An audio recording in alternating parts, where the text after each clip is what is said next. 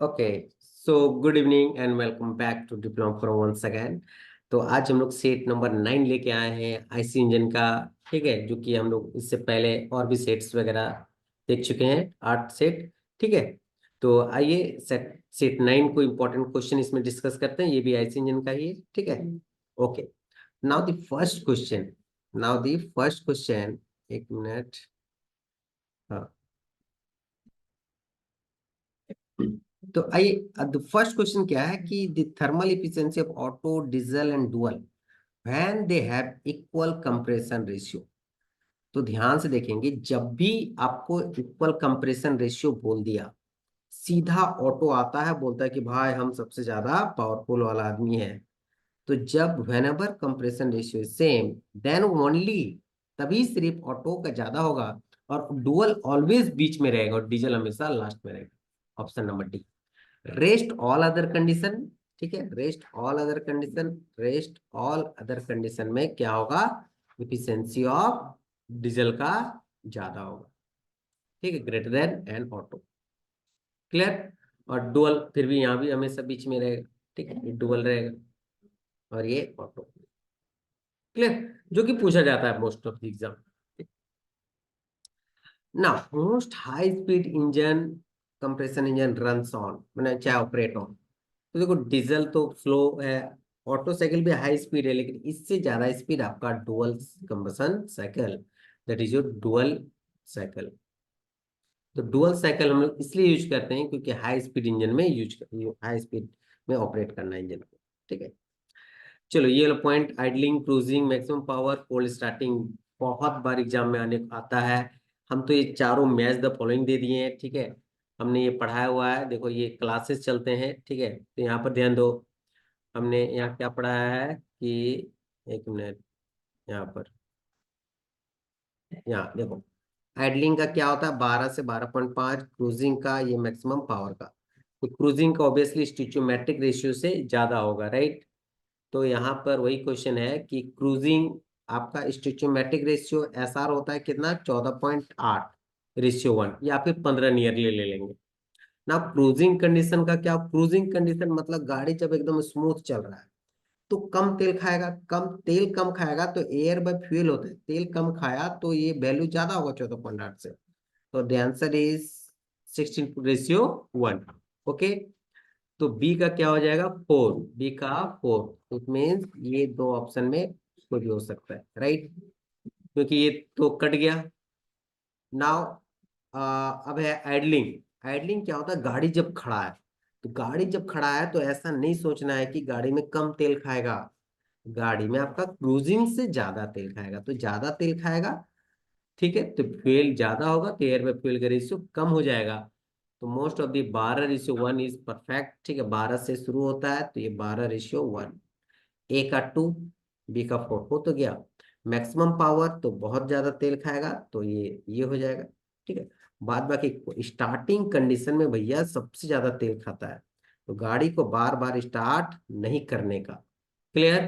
तो इसीलिए डी का आपका क्या हो जाएगा? 1, and option A is the right answer. Okay, now the theoretically correct air fuel ratio, record हो रहा है कि नहीं? Just a minute.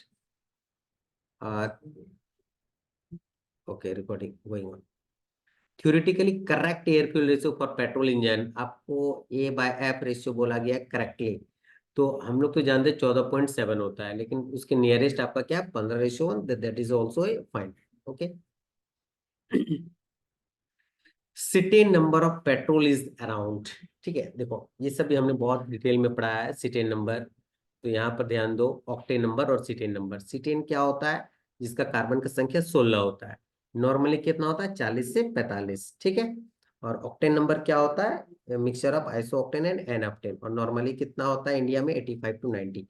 आपको पूछा गया सिटेन नंबर कितना होता है इंडिया में। इंडिया में चाहे कहीं भी, तो आपका सीटेन नंबर कितना हो गया? तो सीटेन नंबर आपका हो गया 40 से 45 या 45 के 55।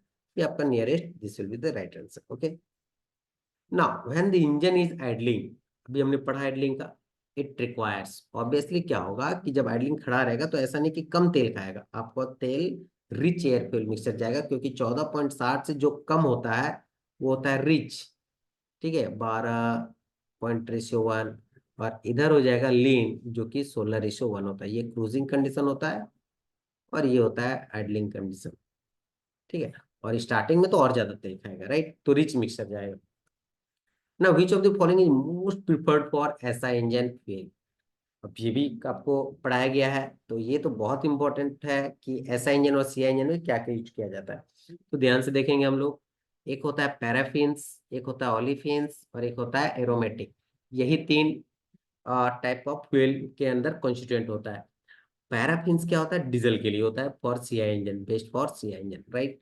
नाउ एरोमेटिक क्या होता है, बेस्ड फॉर एसआई इंजन के लिए होता है और ये पेट्रोल में यूज किया जाता है, राइट। तो आपको पूछा गया था एसआई इंजन, तो एसआई इंजन क्या होगा, एसआई इंजन के लिए आपका आंसर हो जाएगा एरोमेटिक्स। क्लियर।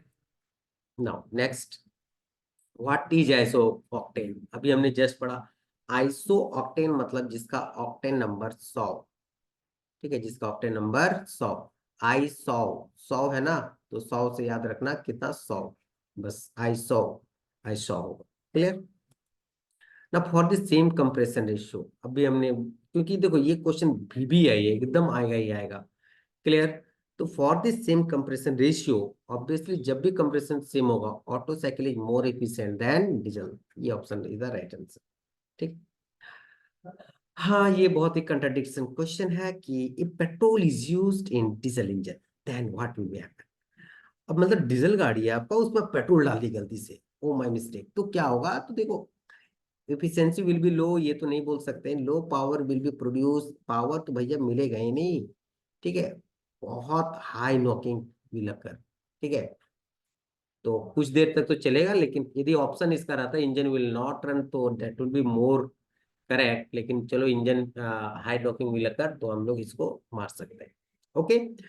तो यदि आपको अभी भी टाटा जेट निकालना है तो please call this number and you will get the courses और go for to diploma forum and get the courses. Okay, thank you for today's class, thank you.